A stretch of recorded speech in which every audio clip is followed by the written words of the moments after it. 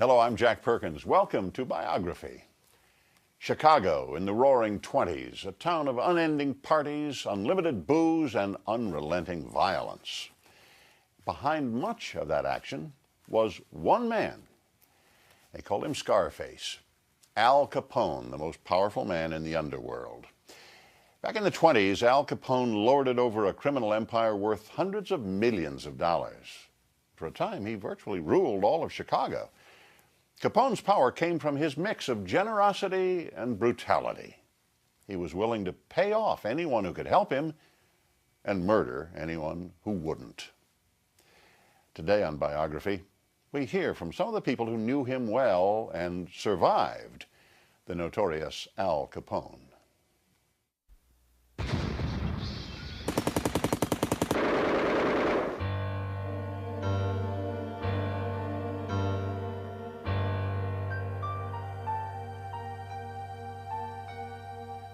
Al Capone rose to power with a deadly combination of raw brutality and brains. He wanted the public to love him, but those who dared to cross him knew better. Scarface Al Capone was a very, very evil man. For the big fellow, killing was just part of his business plan. A plan to become the CEO of organized crime in Chicago.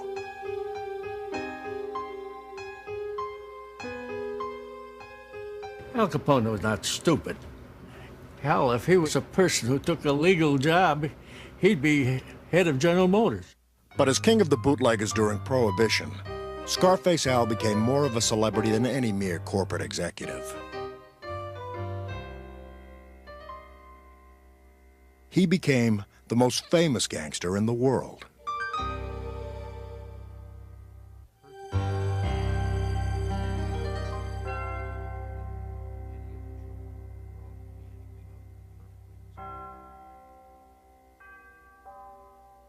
Alphonse Capone was a first-generation American, born January 17, 1899. His parents had many dreams when they left Naples for America. But when they settled in Brooklyn, the Capones found hardship. They lived first in a tenement in the crime-filled Navy Yard district.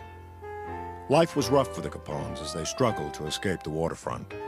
They finally moved, when Al was 10, to a better neighborhood. He had a perfectly fine mother and father. His mother was devoutly religious to the end of her life. His father was a perfectly respectable barber.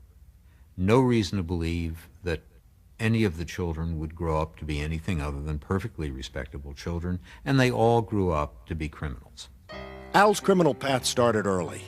He joined the toughest local gangs, stole things, and when necessary, used his fists. Young Al had flair. He was a cut above the punks who roamed the neighborhood with him.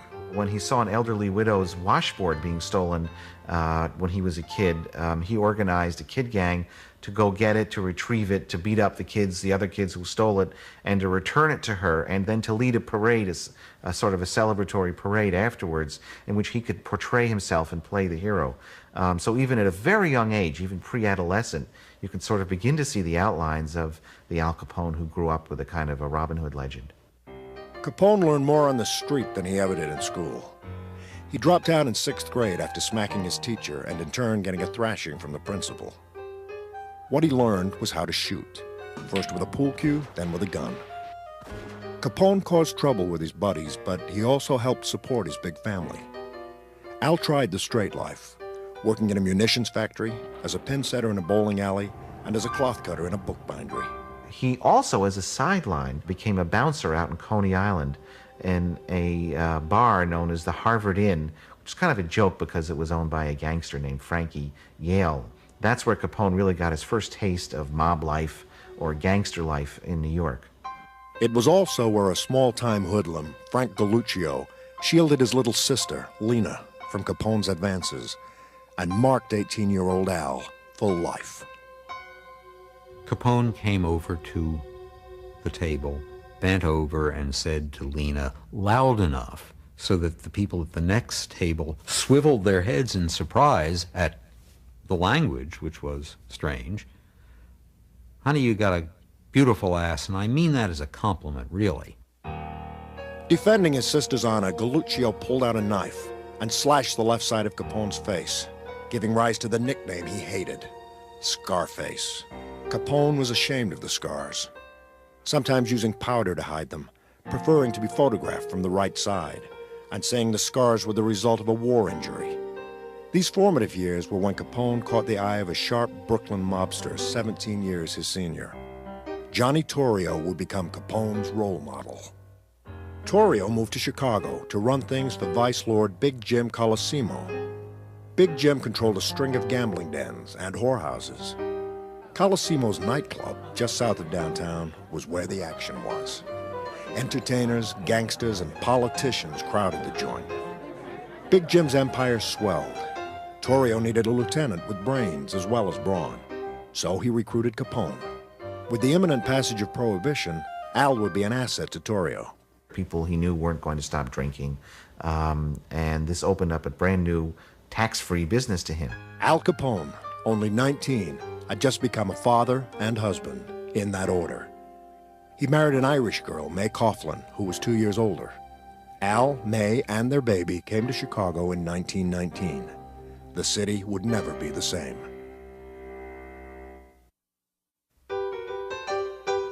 In the roaring 20s, Chicago was synonymous with corruption.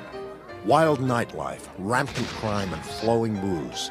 When Prohibition became the law in January 1920, it was a special invitation for 20-year-old Al Capone to scheme, move in, take over, and kill anyone who got in his way. Within a few years, Capone would be running a criminal organization the likes of which Chicago had never seen. But first, he had some things to learn from his boss, Johnny Torrio. Torrio was Capone's mentor. It was coming up through the ranks, being attractive to the boss, having the boss say, this is someone who might succeed me one day. I'm going to bring him along. You started out in one of the houses of prostitution, either as a bartender slash bouncer slash pimp slash roper. There's stories of supposedly Capone standing outside in front of one of the houses just saying to passersby, hey buddy, we got some nice girls inside. The hot spot where Capone worked was Colosimo's nightclub, watering hole for the city's high rollers. With Prohibition, Torrio saw dollar signs. Bootlegging was his answered prayer, but his boss, Big Jim Colosimo, thought he was rich enough and didn't need a new racket. Without Big Jim, Torrio couldn't expand. Exit Big Jim, but someone had to do it, and it was Capone who was the one who was chosen to arrange it. Al hired his former New York boss, Frankie Yale, to do the killing. Big Jim was rubbed out in May of 1920 in the lobby of his own club. The style of this hit was to become a hallmark of Capone's murders, planned, deliberate, and witnesses who had sudden amnesia. Now, Torrio and Capone could take over and cash in on bootlegging. Capone had the right instincts, but he still needed some polish. Torrio took the rough edges off of Capone. Aside from everything else, he insisted that he go to night school to improve his accent. He must have had a Brooklyn accent, but evidently he ended up without that kind of an accent. The people who knew him later in life said no, he had no particular accent at all. Capone rose quickly through the ranks of the underworld. He never wanted to be thought of as a criminal, but rather as a gentleman with a passion for opera and the finer things money could buy. Well, he was a very snappy dresser for those days, but not exactly in the Brooks Brothers mode. He went to yellow and green were his dominant fashion statement colors, with a milky white Borsalino fedora that was a jam. He wore a huge 11.5 carat pinky ring that cost $50,000. He wore Italian glove silk underwear. His style earned him the nickname he liked, Snorky, meaning sharp dresser. Al was flamboyant. His 5'10.5", 175 pounds, commanding attention as he and his gang swept into nightclubs. He used to come in with 4 or 5 guys, and they'd all sit at the table, and then the girls would come over, the hostesses in the club. They'd all come around, make a big fuss over him, and he'd give them money. You know, he was very liberal. Oh, sure, I met him. He was a very nice person, as to know him, you know. And what they said, he never did anything. It was his people that did it, like his men that he had or whatever, do this dirty work. Many people only believed in Capone's good nature. They didn't see evil, just generosity. Like the time he spilled a drink on a showgirl's new dress. But it was all wet, and I thought, my God, what am I going to do, you know, like for the rest of the night. So he did give me some money to go and have it taken care of. I didn't want to take it, and he says, no, you take this. He gave me, I think, $25, I think it was. Well, if he was sitting at the table, he'd call me over, and then every once in a while, when he would come to the club or something, he'd say, get the kid up on the stage and let him do the Charleston, you know, and I'd get a $5 bill. And that was terrific, you know. Capone's family thought he was terrific, too. When his father died in 1920, Al, the dutiful son, brought his family to Chicago. Together, the Capones lived in a 15-room house on the South Side. He brought his brothers into the rackets and supported his sisters comfortably. To the day she died, his younger sister, Mafalda, defended him, writing, I know nothing about his activities outside the family and do not recall any conversations about business matters. Outside the family, he was a different guy. He was regularly unfaithful. He was a lusty man who was dealing with prostitutes and sampled the wares. He would get drunk. He would be away from home for long periods of time. He, in effect, would live away from home. When he wasn't out drinking, gambling, or whoring, Capone studied his boss, Torrio. He learned how Chicago was divvied up and how to bring gangland together to fill the city's thirst for alcohol. In 1922, under Torrio's design, local mobsters made a peace agreement. Everyone would get a cut of the action. That was Torrio's modus operandi, to try and get everybody together and agree. And Capone learned that from Torrio. I think Capone learned to suppress his perhaps naturally violent instincts. This strategy turned bootlegging into big business. Supply was controlled, from breweries to backyard stills. Saloon owners, if they were smart, bought Capone's beer. If you didn't, they would come back and tell you, you better take their beer. This happened over and over again. If you didn't do that again, they would bomb your place and they would blow out the windows. And then they would offer to lend you the money to repair it. Well, nobody else would give you the money to repair your place. Of course, once you did that, you were in effect in business with the Capone organization. The government's estimate is that they took in, on average, $120 million a year in sales from liquor, prostitution, and gambling, basically. So they were the equivalent of a probably medium-sized corporation. And it was run in many ways like a business. There were guys with specific functions like in charge of beer truck repair, in charge of brewery construction, in charge of brewery management. Capone was a brilliant businessman and a brilliant organizer. He couldn't invest money in the conventional sense because that would supply the government with a trail to his organization. So it was an all-cash business that he was in, which was the trinity of gambling, prostitution, and vice. Capone also guaranteed protection from the law by bribing cops and politicians. Al Capone himself once estimated that 50% of the Chicago police force worked for him. So that's a big part of doing business. Otherwise, you wouldn't operate for a minute if you weren't getting protection. 1922 was the year that Capone finally got officially noticed by the Chicago press. In the early hours of August 30th, he was arrested after a night of boozing. Capone's temper erupted when the car he was driving slammed into a taxi, badly injuring the driver. He pulled a gun and threatened the taxi driver, waving around a fake sheriff's badge. When the real police showed up, Capone was arrested. He taunted the officer, boasting that he'd fix this thing. Easy. He did. The charges were dropped. Word that Al walked got around fast. His legend was growing. Now just 23 years old, Al became Torrio's partner at the top of the crime world. While attempts to quench the public's thirst stepped up, so did greed. In 1923, the gangland peace negotiated under Torrio shattered. Chicago's notorious beer wars began and grabbed headlines nationwide. Blood flowed and bombs exploded from September through December. For Capone's enemies, it ended in death.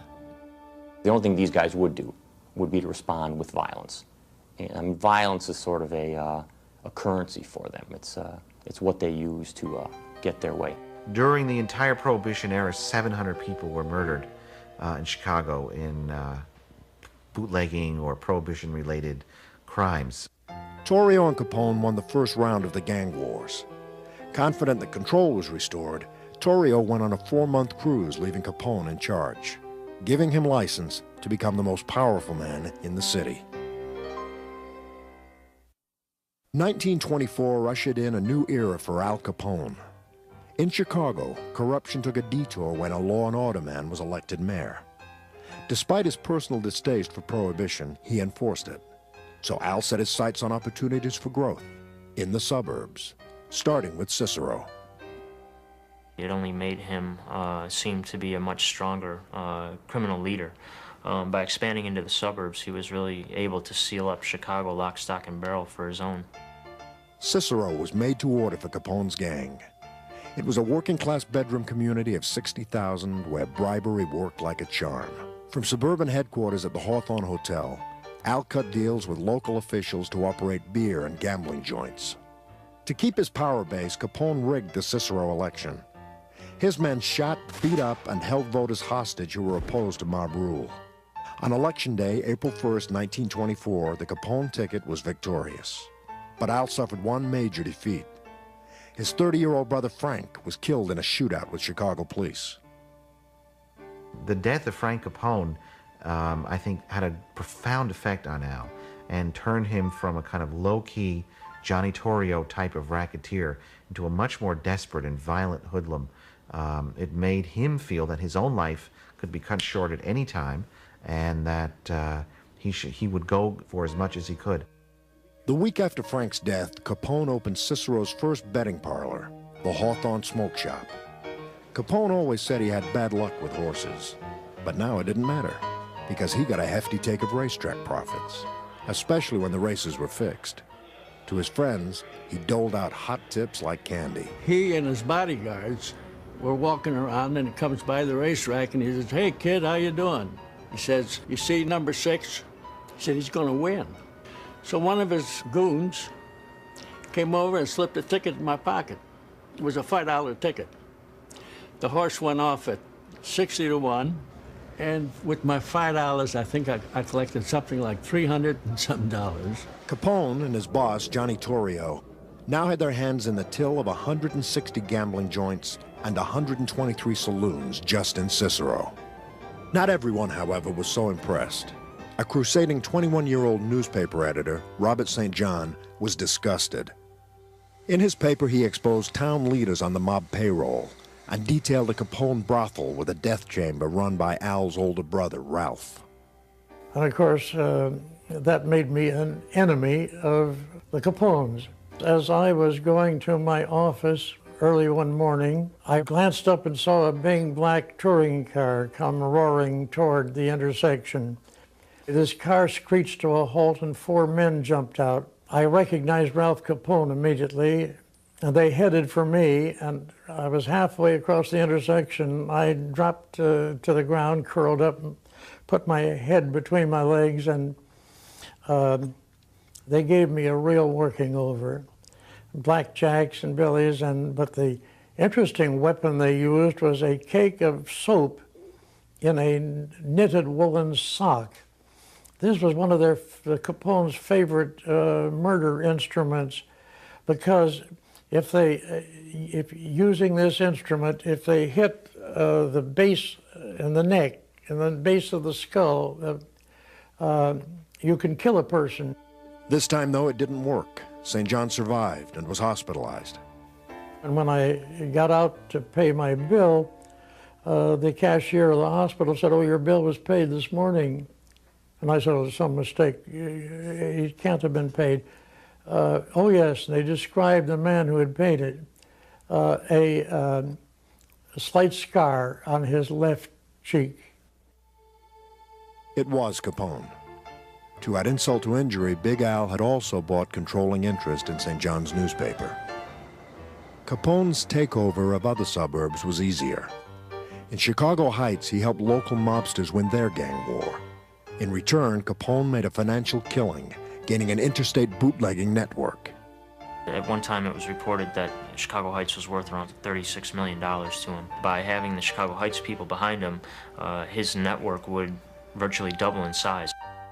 Capone joined forces with the Chicago Heights mob, and in a town where corruption ruled, the big fella was royalty. And there were times when he'd ride in an open car and people would come up to him and shake his hand, and you know, he would treat people like they were his friends, like they were family, and because of that, they had a lot of respect for him. That respect paid off. While Capone's boss, Johnny Torrio, was away on his cruise, Al expanded operations, formed new allies, and reaped the profits. When Torrio came back, if there had ever been any question in Torrio's mind that Al Capone was the man to succeed him, that ended it. There was also no question about Capone's explosive temper or loyalty. On May 8th, when Al's accountant, Greasy Thumb Jack Guzik, whined that he'd been kicked around by a local bootlegger, Al took aim. He unloaded a six-shooter into the culprit's head, point blank, in front of 3 witnesses. No one forgot it, but no one would say they remembered it.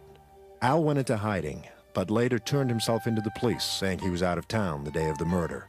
Once again, he beat the rap.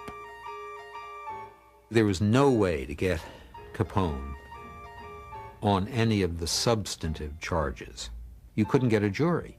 They knew what would happen to them if they voted a conviction against a gangster. And they said as much. People would ask to be excused. I'd have to carry a gun the rest of my life, said one of them asking to be excused. Capone knew it. He went about his business, ordering the elimination of people who refused to cooperate. The one-way ride was the preferred method. Let's get him in a car and let's take him to a nice secluded place and shoot him and dump him out of the car. So there are no 1 witnesses, 2 innocent bystanders, or any particular problems beyond it. Capone's biggest problem that had to be taken care of was Northside gangster and well-known florist Dion O'Banion. O'Banion had plenty of power and money, but wanted more. He made a fatal mistake when he tried to swindle Capone and his boss, Torrio, on a brewery deal. On the morning of May 19th, Torrio got arrested in a prohibition raid O'Banion knew about. Torrio was on his way to the slammer, but not before he'd get revenge. Once again, New York triggerman Frankie Yale got the nod. Yale would do the job with 2 local hitmen. They decided to kill O'Banion on November 10th when he was busy preparing flowers for a gangster funeral. When the 3 hitmen walked into the flower shop, O'Banion reached out to shake Yale's hand. Yale held on as the others pumped O'Banion full of lead. It was the end of O'Banion and the beginning of a bloody gang war. That's because in January 1925, 2 of O'Banion's men, George Bugs Moran and Jaime Weiss, tried to avenge their boss's murder and went gunning for Capone and Torrio. They missed Al, but managed to ambush Torrio. Torrio recovered and was sent to prison on the prohibition charge. In March, while serving time, he announced his retirement. To no one's surprise, leadership of the mob was passed to Capone, then just 26 years old. The youthful mob boss was front-page news. He liked being in the limelight. When accused of a crime, he'd call a press conference. And he'd say, hey, look, fella, I had nothing to do with this. Please, get off of my back. But the truth was Capone had everything to do with Chicago's increasingly vicious gang violence. Al was now a moving target. He shielded himself in his new high-security headquarters in the plush Metropole Hotel. Secret tunnels helped Al and his men make quick getaways. He never went anywhere alone. Capone had more security than President Calvin Coolidge. He rode in a $20,000 customized Cadillac limousine that was more like a tank. It was 7 tons, armor-plated, with bulletproof glass. The back window could be yanked when gunmen had to fire at their enemies. Capone now had his share. They kept encroaching on each other's territory. Wasn't supposed to happen, it did. They shot each other. Capone was going to have to eliminate one by one the opposition again. Bring one by one, bring them all in line. All Capone had to do now was give the orders. He did, and he never looked back.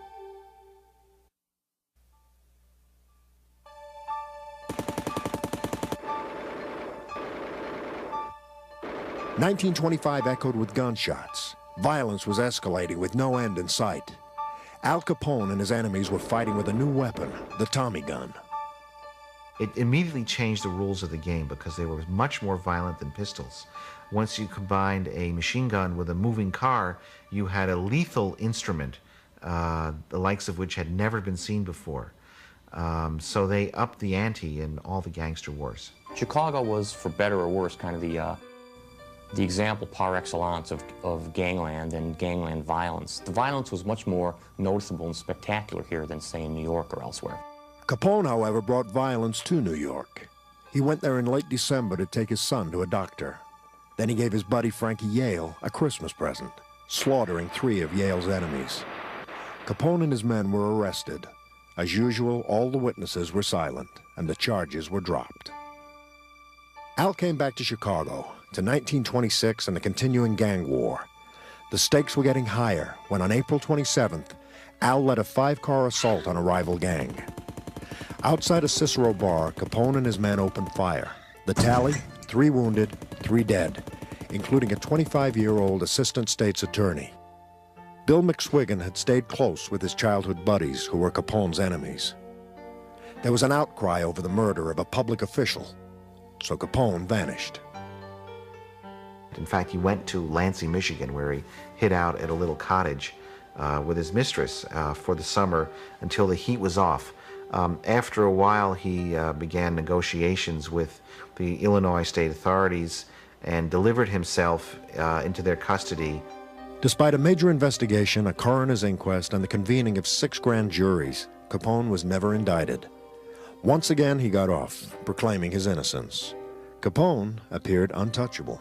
In fact, one day he went to a courthouse, a jail, and a police station asking if there was any policeman there, any cop, any detective, any judge who wanted to arrest him. Nobody did. Nobody dared. And of course, he brought a reporter around with him to show that he was not a wanted man in Chicago. I was the only photographer, and the paper had the only reporter with him. And we went to all these places. And all these places wanted nothing to do with him. Not everyone stayed out of Capone's way. Trigger-happy Jaime Weiss and Bugs Moran traded shots with Al all during the summer of 1926, but none hit their mark. The most spectacular attempt of all came in late September. Capone was having lunch at the Hawthorne restaurant when a 10-car caravan filled with Weiss's men roared around the corner. Machine gun fire split the air. Capone leapt up and started to run. His bodyguard, it registered on him before it registered on Capone that something is wrong and there's going to be more. They must have been blanks to make us find out what's happening. He dove forward, knocked Capone to the floor, and was holding him down when the rest of the cars came by with real machine guns, and they just shot up the entire block. Finally, a gunman got out, knelt in the doorway, and sprayed the whole place. 5,000 bullets blasted the coffee shop in just under 10 minutes. It was destroyed, but amazingly no one was killed. Capone paid hospital bills for the 1 person injured. Then he turned his attention to getting rid of Weiss. Capone ordered his men to rent rooms that overlooked the Weiss-Moran headquarters. When they spotted Weiss crossing the street, they opened fire. One more problem eliminated. Soon after, Bugs Moran became leader of the North Side Gang. Capone sent him condolences about Weiss, denying any involvement with his assassination. In late October, Capone made a peace agreement with Moran and other gang leaders. Al later said, "There's plenty of beer business for everybody. Why kill each other over it?" At age 27, Capone's power in the underworld was growing, but he craved recognition as an upstanding businessman. After all, he employed more than 400 people and controlled a multi-million-dollar operation. He didn't go running around with a machine gun shooting people out of fast-moving cars. You would find him in his office, surrounded by junior executives with the phones jangling, 3 people waiting to get a little bit of his time for an executive decision. That was his working day. That's the kind of criminal he was. In other words, he was a modern criminal. 1927 started as a good year for Al by all measures. The U.S. Attorney's Office would estimate his organization took in $105 million that year, all from unlawful enterprises. One of his allies, Big Bill Thompson, was voted back in as mayor of Chicago, giving control of the city, in effect, to Capone. When things were going his way, Al tried to relax. He took his son to baseball games. He boxed. He liked to have a good time. Capone said he was tired of being underappreciated in his role as public servant, that he needed a getaway. So he bought one. In January 1928, Capone paid $40,000 in cash for a 14-room mansion on Palm Island, Florida, near Miami. He invested another $100,000 in improvements to make it a paradise. Still, this wouldn't shelter Capone from problems starting to brew in his own organization. Al learned that his favorite New York hitman, Frankie Yale, was stealing East Coast booze shipments. Loyalty was paramount to Capone, and he felt betrayed. Yale had killed often for Capone. Now the tables were turned. On July 1st, 1928, Yale was the victim, chased and shot down in New York by Al's gunmen. Capone still had one significant rival, Bugs Moran. Moran's gang was hijacking the mob's whiskey. Capone was fed up with Moran's antics, and at the end of December, he went to Florida to mastermind what would become his most infamous crime. The St. Valentine's Day Massacre was one of the most fascinating and complicated hits in the history of gangland in this country, probably also the most celebrated. On the morning of February 14th, 1929, Moran was late getting to his warehouse. His men were there waiting for a shipment of whiskey. Strangers walked in, 2 dressed as cops, 2 others in plain clothes. Moran's men, thinking it was a raid, put their hands up, turned and faced the wall, and instantly were mowed down. An inquest was assembled to investigate. Moran and others pointed the finger at Capone, but Al had an airtight alibi. He was in Florida in a meeting with the district attorney in Miami at the time of the shootings.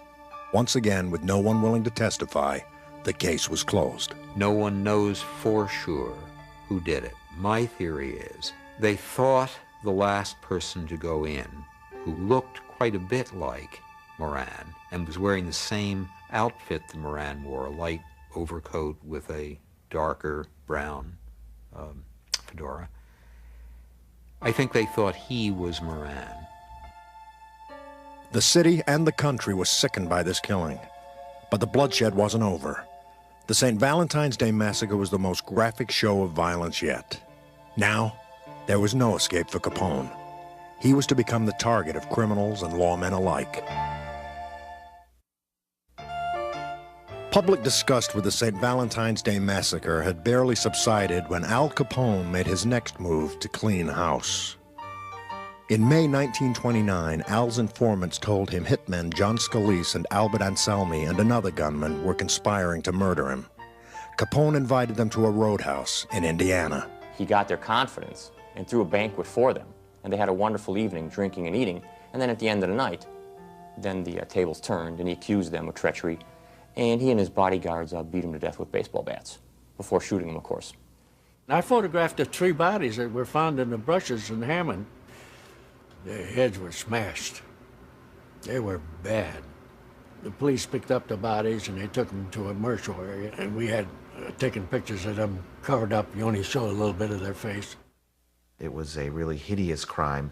In fact, it was so hideous that even other gangsters began to distance themselves from Capone at that time. Suddenly, trouble was everywhere for Capone. Public sentiment against him was growing. His life was in danger. There was a $50,000 contract out on him. Al figured the only place he'd be safe was in a jail, away from Chicago. So he set it up. On May 16th, leaving a movie theater in Philadelphia, Capone and his bodyguard were arrested for carrying concealed weapons. The scheme went haywire when the judge threw the book at them. The verdict was stiff: a year in jail. Al tried everything to get out early, from bribery to giving money to local charities at Christmas. It didn't work. So Al used his phone privileges to run his gang, long distance from jail.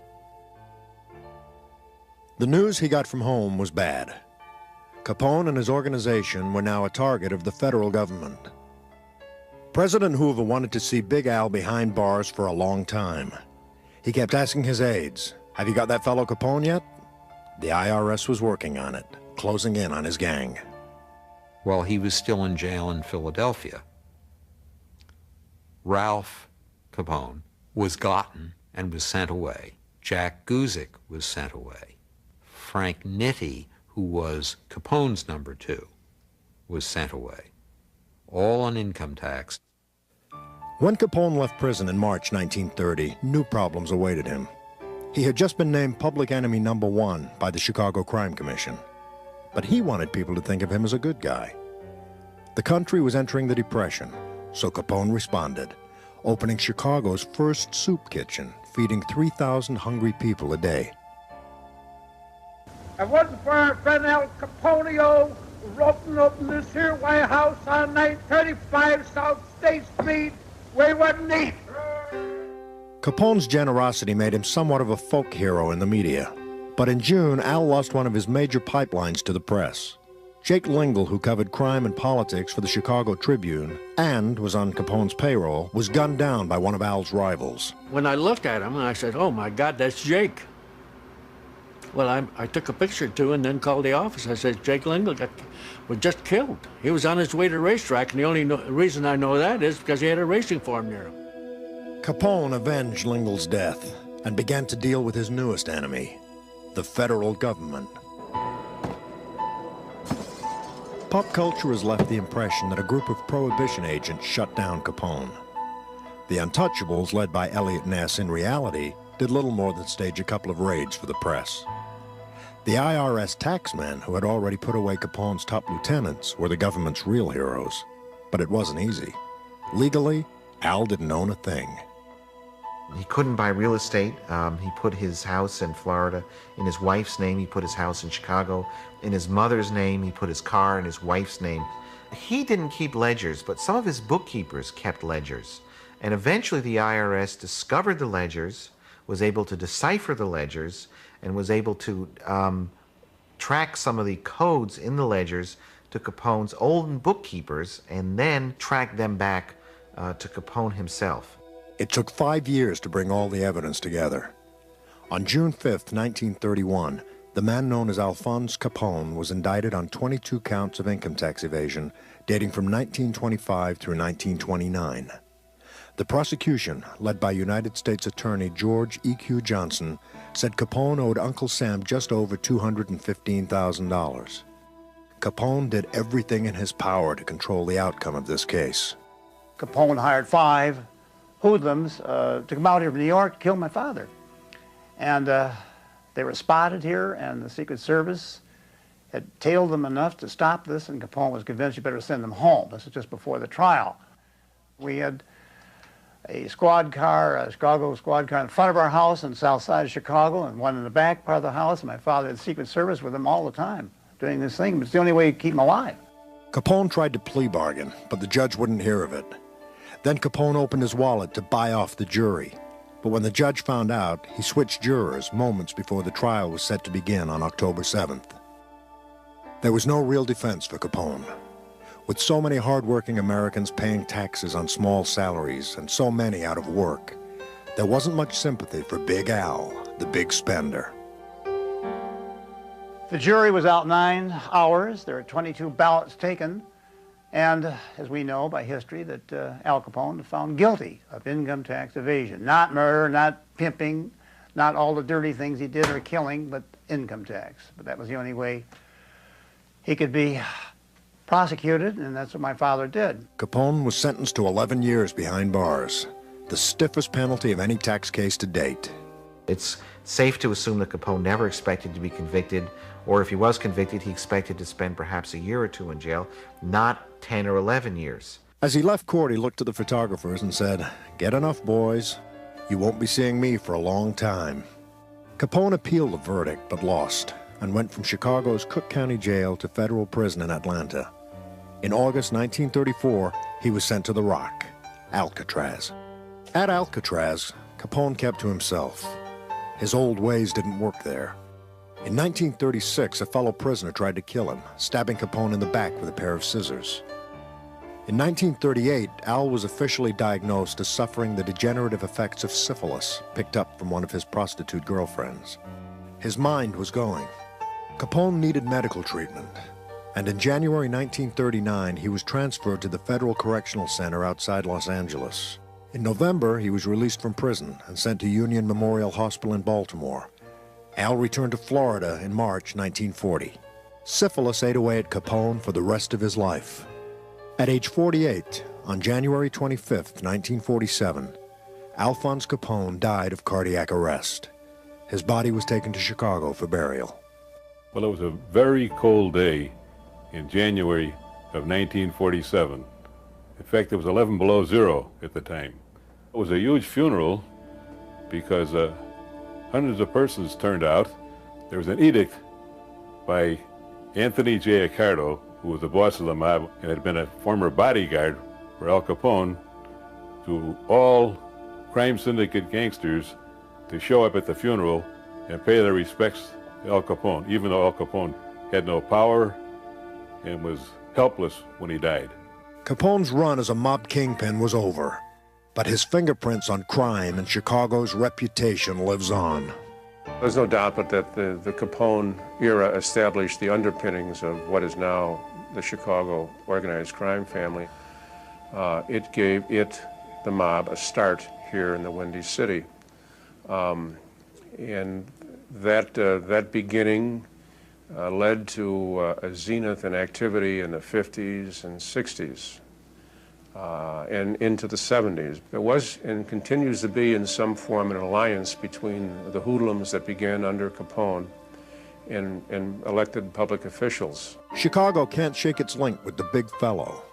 In 1993, a tourist attraction paying homage to him opened. His legend lives on. I'm Big Al, AC, Alphonse Capone. My father made many speeches and made this point about Al Capone upon numerous occasions, that had this man taken all his energy, talent, and basic intelligence and guts, if you will, and directed this energy down legitimate avenues, he'd been a very successful businessman. There's no doubt about it. He had a peculiar charm about him that he could use when he wanted to use, and this, of course, was deceptive. But as we all know, he didn't use his talents in that direction, and as a result, people died, people were hurt, and Chicago lost its reputation. Of course, Capone is world famous. Wherever you go, if you mention Chicago, people instantly associate that city with Capone. There are lots of celebrities.